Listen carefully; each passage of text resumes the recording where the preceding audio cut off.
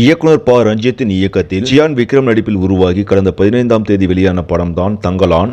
கோலார் தங்கவயலில் நடைபெற்ற ஒரு உண்மை சம்பவங்களை மையமாக வைத்து இந்த படம் எடுக்கப்படுவதாக ப ரஞ்சித் ஆரம்பத்திலேயே கூறியிருந்தார். படமும் தற்போது பிரம்மாண்டமாக வெளியாகி கலவையான விமர்சனங்களை பெற்று வந்தாலும் படத்தில் விக்ரம் உள்ளிட்டோரின் நடிப்பு மிகவும் மிரட்டலாக இருப்பதாக பாராட்டுகளும் குவிந்து வருகிறது. ஸ்டூடியோ கிரீன் நிறுவனம் தயாரிக்க ஜி.வி. பிரகாஷ் இந்த படத்திற்கு இசையமைத்திருந்தார். என்னதான் படம் கலவையான விமர்சனங்களை பெற்றாலும் பாக்ஸ் ஆபீஸில் சக்கைப்போடு போட்டுக் கொண்டிருக்கிறது.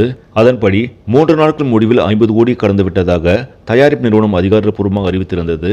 அதேபோல் 4வது நாளிலும் படம் பாக்ஸ் ஆபீஸில் நல்ல வரவேற்பு பெற்றுள்ளது.